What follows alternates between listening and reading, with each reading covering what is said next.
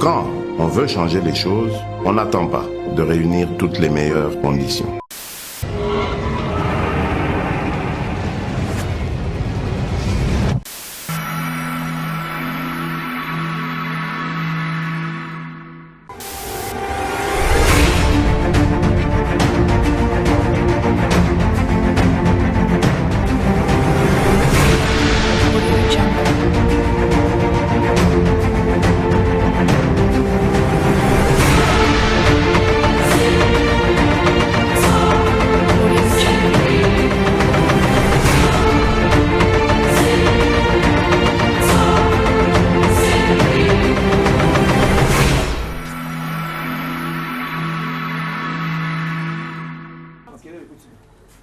Kinshasa Braza, poto mokili mobimba lufundu pe lulendo etoninga na motema Jérémy Yoka, héros vivant, le potier, le peur du moment, ya koyeba que pona weekend oyo bozana kimia pe bo sali choix ya communication facile pona ko se former ndenge normalement mboka ezali ko tambola tika to fongola basango pona ko bisa ke mwana mboka Vital Kamerhe lwaka ningini apesi mo compte rendu ya masolo ya chef de l'état Félix Antoine Tshisekedi Tshilombo Elongo na Joseph Kabila Kabange ou azali wongo ancien président de la République. Ba détail na commentaire pe image oyo.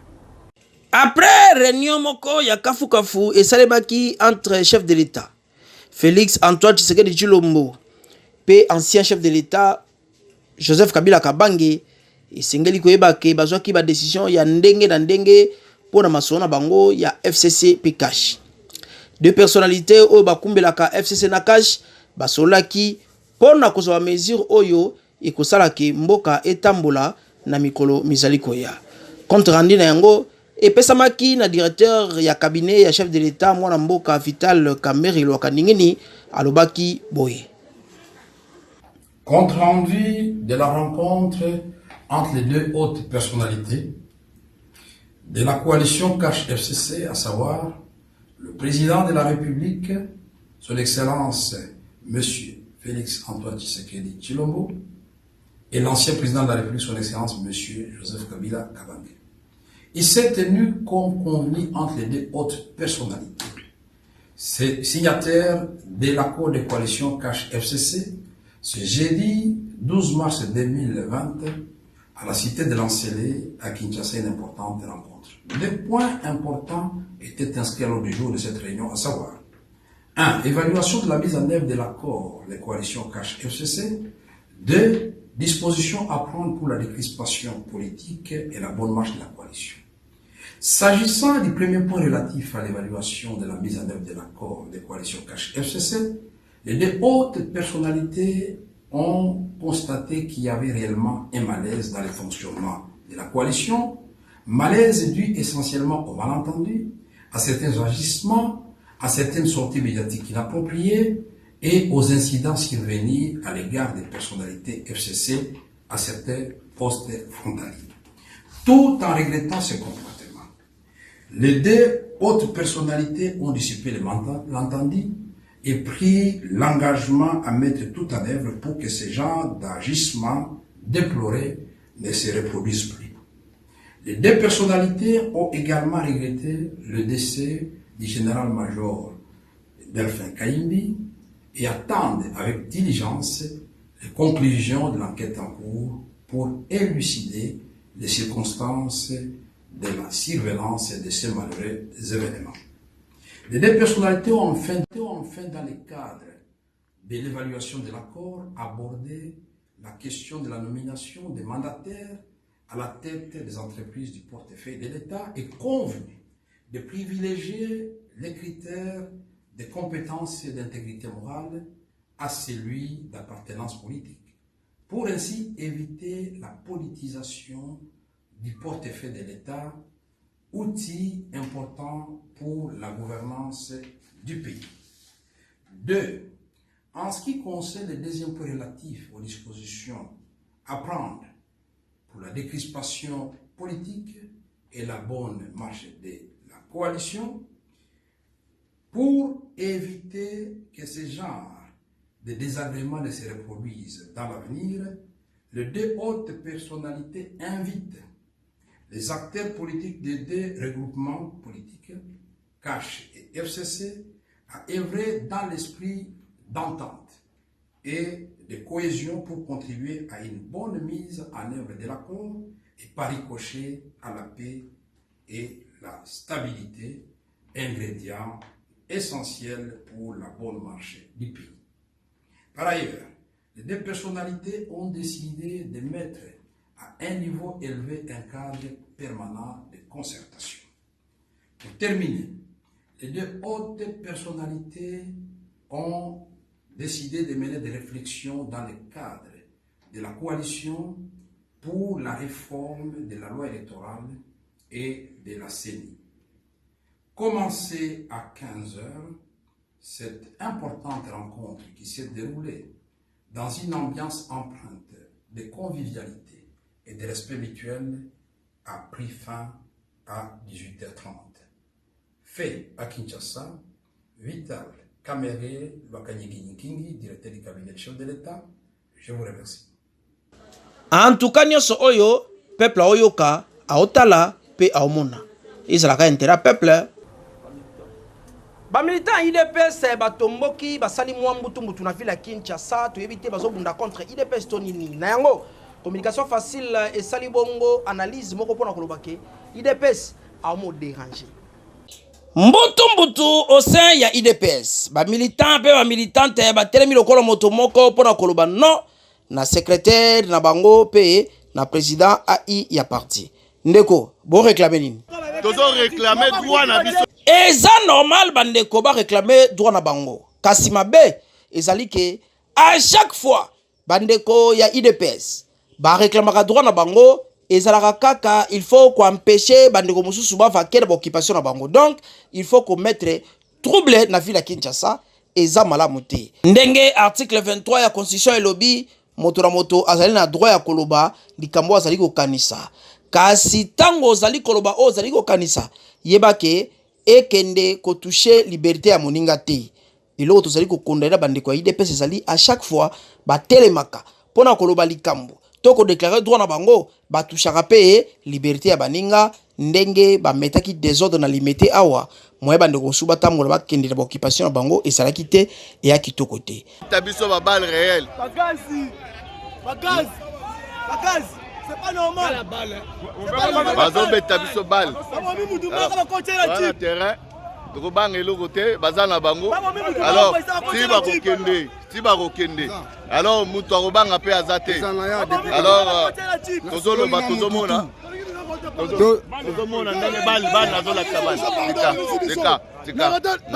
Tika. Alors tozomona tozola kisabango balle réelle. Oh bah on bête ba combattre IDPS parce que tozo réclamer droit na biso, tozo réclamer ba valeur parti za ya biso, parti za ya Kabuya te, parti za ya Jean-Marc te. Alors tozo banga pété, soki ba koboma, ba boma biso, bali yango bomoni bino moko. Est-ce que ça normal? Parti présidentiel, bati na ba ba biso, to banga eloko te, tozali na terrain, tozana bango, to banga te, eza nango makambo. Oh bango baluki, ba komona yango. Za parti ya pouvoir. To parti présidentiel et l'obité que kosala mbutu côté mais la police côté mais mokili makaka pona problème ya parti na bino moko problème ya parti nyonso ba traitera yango na ba réunion ya parti kuna bosila na bino et non ko ya ko toucher population oyo ezali susu malamu mingi te IDPS a commandé ko mettre sikoyo au peuple en général. Nani alinga botolo bana ngiringiri morgue na bango pe sika basoka ba soins de santé boyebi ke hôpital o ezalaka na espace ya maison communale depuis mvula na mvula melelo noko moko allié pondo alimbondo ezanga bicarbonate abimi abi yanda kunai bolanda mandalala sifflet ko beta nyoso oyo ezali lisolo ya soni ya pasi pe ya mawa ndenge bandeko bazali na hôpital ya d'État awa na commune ya ngiringiri boyebi ke espace oyo ezali ya maison communale ya ngiringiri depuis 1900 wolo kinomo ya lelo ndenge bayaka kotonga hôpital ya l'État et permetaka bato bana bumbu ngiringiri pe nzinga banyoko makate na okendaka ba morgue ya misika na hôpital ya misika kasi batiaka ba corps ya bibembe na bango kaka awa pe bazora baswa na bango koto balali balamuki individu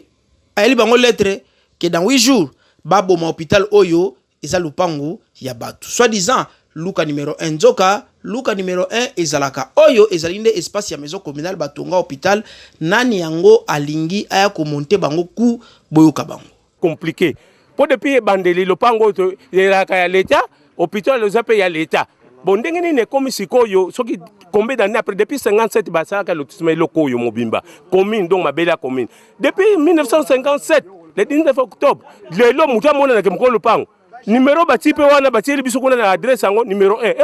c'est numéro 1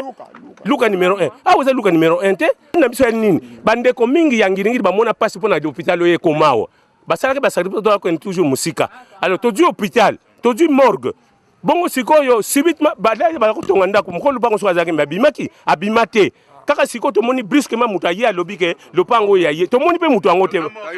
morgue akasi mabele nyo soyote alobi ya alors que biso nyonso kaka biso toyebi ke awa tozalaki na bureau ya poste ezalaki awa badojo yalaki apo na karate na bamakambo mosusu bureau de quartier ya sosa na sayo ezalaki awa ezalaki biloko ebele yalaki ya jeunesse tomona na makambo wana alors toza surpris yango tomona yango compliqué monsieur le ngai nazali d'abord habitant ya commune ya Ngiringiri ya mibale naza reko na zone de santé ya Ngiringiri likambo oyo putulue mata makala makita toko kende n'importe où o bakokufa bakufa o bakobika babika eza peka bongo posa na biso ce sont des miyib des escrocs balingi basomba lopango ndenge basalaka vijana leur objectif numéro 1 yango wana kina poste ezalaki awa bandako ya poste ezalaki nyonso mpe avec apata bazosala banani biro ya quartier ezalaki awa bazosala bajido awa karate bazosala awa totero nde toyebili yango awa zamba ezalaki bamatiti ezalaki balabala oyo place oyo bayibi yango ndenge ezalaki libula ezalaki awa na sosa awa tozokota tozokende ntina bumbu kuna zamba bumbu eloko moko ezalaki te ntango leta aye kozwa bateron ya kabuli yango na 57 wana baye kokabula koma diyumbu dikoma yoso kozoluka okufa pona ngiringiri keba kosakana bana ngiringiri te bafwana ka kimia kiringiri alobaka te afwana ka kimia mais soko batomboki soko mwana ngiringiri atomboki ezalaka somo po nyonso etoni na kati ya kisasa euti na ngiringiri eza numéro 1 na musique na nini kiyanke euti na ngiringiri aho aki kotika un certain monsieur bakomi Michel Omba un Patrick yango wana kuna baye kotika mukanda balobi ke place oyo eza ya monsieur Diumbu Dikoma un simple citoyen kaka azu esika oyo ayebani te soki aza nani aye azwa place oyo pe batini mukanda oyo dans 8 jours baya ko déguerpir place oyo babengana ba malade nyonso bakota libanda bibembe libanda ba malade oyo baza na soins intensifs libanda nyonso libanda ba déguerpir nyonso libanda yango moni biso communauté ya Ngiringiri totelemi koyebisa monsieur wana akende place bayokana basila na kuna eza enclos ya l'état soki alingi makambu akomona makambu awa te. L'hôpital a été construit par l'association des maires francophones. Vous pouvez filmer là au mur, vous allez voir que ce sont des maires francophones. À l'époque, les babanda organisé makambu ya francophonie. Les maires francophones bazumbongo na bango bapesi kimbuta.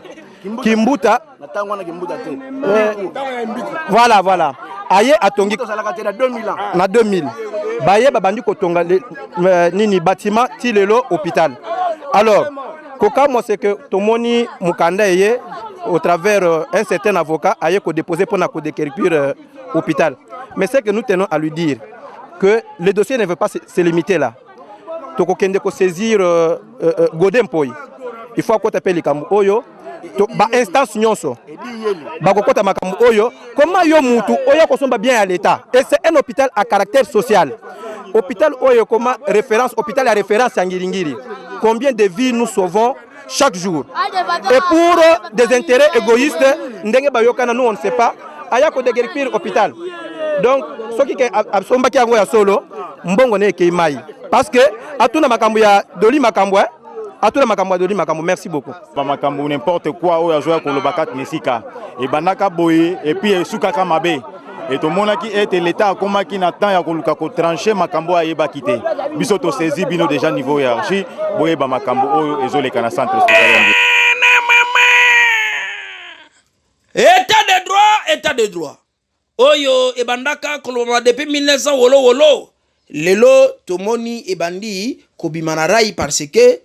changement au peuple alukaki ezomona na tin barwa bazakaka mutura muto osala oya lingi kobotola mapango ngani kosala makambo bisalela na bisala sala ya kitoko te nyoso oyo engambe bayeba kosala makambo boye baza barwa olobala bango nini éviter nani yango ateki marché ya Gambela esali passe na bandeko batekaka wana balali balamuki na toko moko ba proposer on ba $30 pour batika espace wana pona kotonga nini bolanda eleme ezali bongo signé Deborah Kapiamba ya ba Deborah mwana mwasi wa mabilaka 4444 boutons ya caméra na 4 secondes ya pamba landa ozoide ba komelesa ba débriard nyonso oyo bazalaka awa koluka mwa 100 francs sumbili kwanga pe moyen ya kotangisa bana tozali bongo awa na Gambela yana nga tikana ebisa yoke bazali kolela souffrance ya kosakana te parce que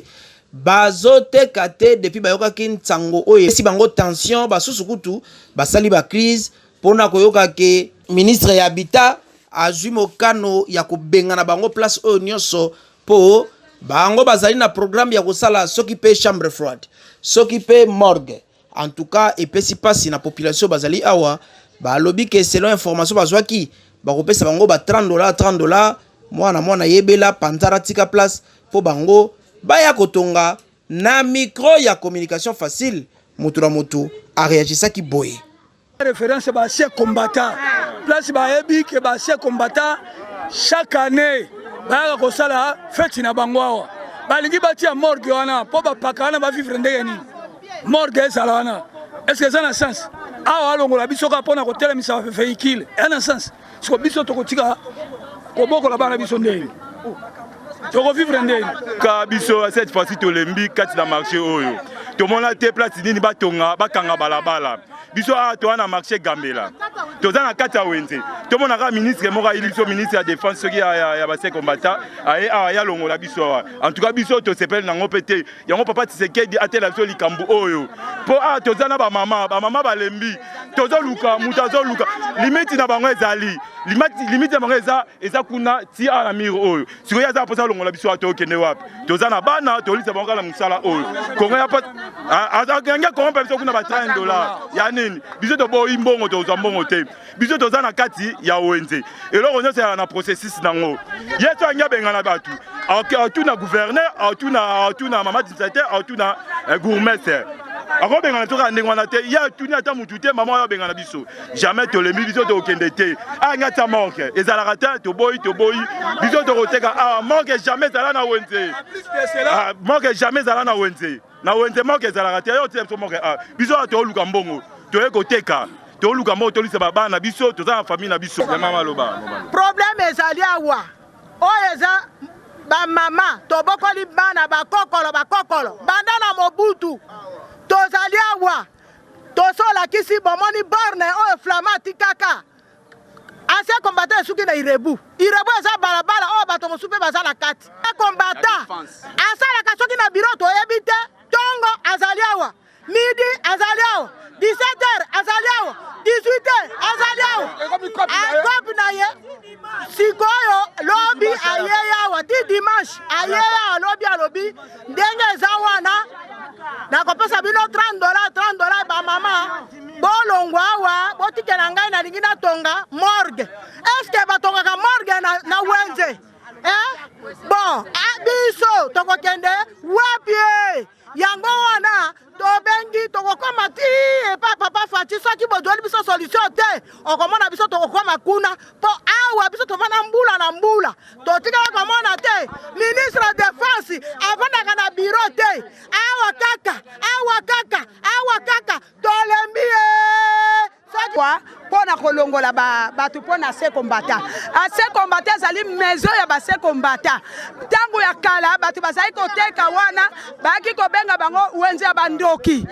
bazalaki bakoteka banda 5 heures 6 heures wenze wana esili bato base combattant so bana bafeti na bango makambo na bango ezalaki kuna ndenge nini ya balola yango ekoma morgue batiaka yango esika bato bayali soki bakosukola bibembe bakotia mai wana wapi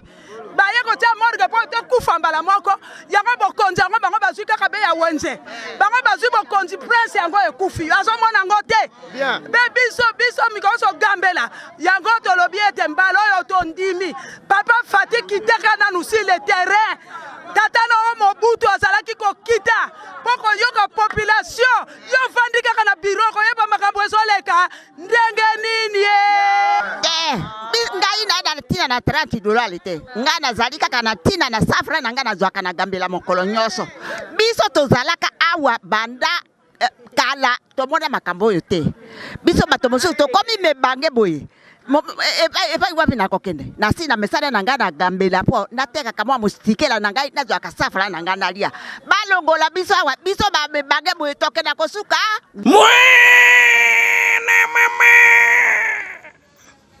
awa penza tokosenga na baautorité compétente bameka nanu kotala dossier oyo pe tokoyebisa ministre ya habitat na dossier oyo engambe asala nini na lisolo encore ya gambela ma Maria azalaka na ndako ne pembeni wana mbala moko ministre ayebisi ye baokate 3 mètres alingalinga te kongo okipomba tolanda ngala moni ministre ye alobi azozwanga 7 mètres bosiko na 7 mètres wana elingi oloba nini lopango wana ezali ngai tangu na komi awa lupango hopital bande lupango na oye kangani ngai baboti nga na lwalaba tangu papa lobi azoya kosala musala wana lupango wana naza bebe bongo siko lelo yo ekoma ndenge ni babike o mabele wana ezali ya ancien combattant ebani ndenge nini alors yango na nga nazoloba boy bon 7 mètres ya kozwa wana sikoyo bien akozwa lopango akotianga wapi na bana na ngana lopango na apesi mbongo to alinga zongo na makasi azwa kaka na makasi sikoyo akotianga wapi ya mukonja basoda to ba peda ministre lobi ke alinga 3 mètres 7 mètres na 3 mètres na kata lopango na yo yokaki yango na yokaki yango lobi ba lobaki yango tango ayaki pe ba lobaki yango abi azoya kotia ba borle na ye abi akobuka miro oyo nda akotia mundelo plan Denis ngana so senga na yo taila biso likambo oyo eza ndengambo te lokwa tokangami na maison Ngombata aloba ni na bilopango wana ezali ya combattant ngana yemeli nani combattant awa boye tato ya nani ancien combattant na lopango batongi wana potango batongi ndako wana va tata wana kufa misala nyonso to esalemi ya kotonga mandako oyo boye biloko nyonso ezali kobomba makuna bosiko papa wana kufi atiki bana koyokana eza te bateki lopango wana bosiko loko bateki lopango wana mutu asombi lopango wana akosuka wapi nana kozongisele lopango wana pe bakobukango bango balobi lopango wana eza ya bango Bastien Ngombata oyo ngambo batongi ndako taji wana ngambo kuna bosiko tokosuka wapi tozokende wapi ye mama ataela biso likambo oyo ngapo na lopango wana moto akokufa wana penza nde alukaka place bien azwa lopango mobimba aluka place oyo ya akotia ngai Félix Oise kwa monstre d'amour alobaka il y a des coulous en cravate yango to mona le na Congo mais coulou oyo général kanyama sili saka na Kinshasa ya kobotoraka ba téléphone pe ko papa ba machette to sali constat et comme kozonga makasi mingi penza mais on dirait bakonzi ba betango kara landa réflexion signée Gelor Mbembe Benda Bote constat ya communication facile na Kinshasa kuluna oyo esilaka depuis 1900 général Kanyama ya na ngai tika na bisa yoke kuluna yango ekomi kozonga malembe ti intensité na ngone ekomi kokendele eza ko nécessité intervention moko vite fait ya bakonzi ya mboka kozwa mesure moko pona ko arrêter hémorragie yango po leo na kisasa ekomi soko za ko yungana ke bana misera fourmi soki okutana bana kuluna okolele belé du fait que masolango esilaka kala lelo badoza kotambola avec beaucoup de conscience avec beaucoup de confiance mais bana kuluna bakomi déjà kobimaka na banzela tokende na komi lokola kalamu quartier lokola Matonge 1 ok na Kimbangu Kauka kuluna o eza wana parado madame parado messieurs po bazane na système ya lichette ba papi bazui chombo soki o santete okozwa lo zaps moko impossible ebongo kokendela ba changu na bakomi lokola Kimbantseke kuna kutu komekate okoti na masina ndenge moko na Kintambo ozwi ba kote ya Kanluka ya na ngai kuna soko sali ba j'ai déjà na 18h ntsango mabe pona yo ibongo na limité kita kote ya Kingabo kota kote ya Funa en tout cas insécurité ezali makasi kuluna ezali komata se komata pona yango communication facile ezali kosenga na bakonzi ya ville ya Kinshasa mingi na patron ya la police le général Silvano Kasongo Kitenge atelema na équipe na ye pona koyunga ni sakabajipe à tout moment par-ci par-là de façon que ba arrêter hémorragie yango kasi kote bande kwa justice tangu la police zo kanga bana kuluna bino bo sambi sakabango pe kotinda bango na prison ya Makala bali ya Mandindi na Mikungu et puis bazwa mfimbu ya bakanja de façon que lisolo yango ya kuluna esi la pondenge komi kokendelele tokoyoka ntsango na masolo ya mai awa na ville ya Kinshasa Régie des eaux a fouté na ndenge ya défoté ezali bongo réflexion signée Deborah Kapiango la ya difficulté ya mai na ville ya Kinshasa ya na ngai ekomi pasi ozana idete boyebi ke bandeko ya ngiringiri bango déjà ezali difficulté na bango permanent et vandela bango tozo compter banvula oyo mai ezalaka pasi bande kwa rigini pe ndenge moko salongo kolobate kuna kutu batambola kanena ba bidon bona kati ya mituka tango zokende musala profiter soki bozalaka na robine na musala soit créer gentillesse na muninga moko na nzela po otoka mai epanaye kasi lelo difficulté yango ekomi nde kopanza na Kinshasa mobimba kokamwa bande kwa Régie des eaux lelo bazo ko lisusu ko servir ba client na bango tendenge bande ko servir liboso mai ekomi pasi batu bazali ko souffrir et bongo bipai oyo banyoko baka déjà pona mai bazo kolo lolo donc Léona Kinshasa bipai belé komi soki mai ebimi mi profiter laka mi togele laka mai posore kei mukolope eri uya yebanité en plus ekomi kokende pamba y a pas si ko ezadini malgré ba difficulté nyonso wana anantanda mai yango pe oyo to biso nyonso ke eza source ya ba mibi na Kinshasa Régie des eaux à longola sonite facture obligatoire et bongo et sengeli mbongo na bango kutu ba organiser ba mitu ketambolaka lobby papa mama futa mbongo oh papa zate mama zate etali bisote toko kata mai avis de couper les akoya en entendant peuple a souffrir beaucoup de bango solution te tokomi bango na espace bluetooth boyebi jenenge zalaka ozui numéro na biso otindeli biso vidéo na nzela ya WhatsApp soki to sélectionner vidéo na yo nde totangi kombo na yo leka lelo ezali bongo vidéo sélectionné ya mwana mboka coach Zino depuis Bumbu pe lisusu ya Petit Rombo depuis Ngiringoto. Alors tout de suite Bluetooth activé.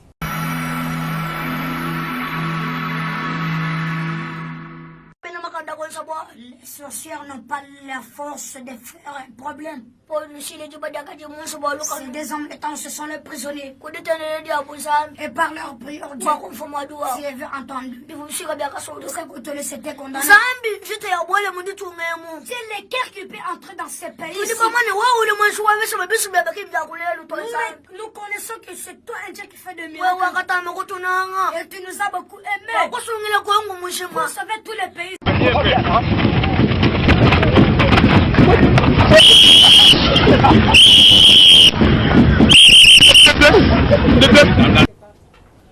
Lufundu pe lulendo ezalaki ngambo na ngai Jérémy Yoka la voix de Kinshasa le potier le père du moment ya koyeba ke bozalaki ebele ya kolanda communication facile kasi to sisi yango na koyebisa bino ke couple Lusala donc Guy Lusala pe merveille lebo Lusala basalaki mariage moko ya kafu kafu lobi 33 ngulu ezalaki wana na 24 ntaba ezalaki ka lisolo 4 na likemba nde tolielaki wana champagne esopani lokola tio ya régie des eaux etoboki le temps baya kokanga yango nzela ebebi ambiance ezalaki au rendez-vous liboso ya bandeko ya famille baninga ya lisano pe baninga ya bafaire en tout cas ezalaki deux fois te podium ezalaki au rendez-vous kobina oyo wapi ambiance ezalaki vraiment ya makasi mingi penza ebo komela tomelaki ti nati nzambe ya lola abakisela bango bamvula na couple na vivre kitoko pe babota mapasa tala ndenge na silisi communication facile ya lelo kasi na sisi yango pona koyebisa bino boyi teni ya général Atenzuluki jamais eko démériter salut ya capitaine au katakaka ça c'est Jérémy Yoka la voix de Kinshasa le général il y a des fois le fond dans les équipes une équipe technique musale sami kitoko mingi penza édition ça qui a gelor bébé nda beauté en tout cas combien d'édition na kitoko kasi na sima ya caméra zalaki bongo Deborah Kapemba ba Deborah moi ça manipulera 4444 boutons à caméra na 4 secondes musaki toko makasi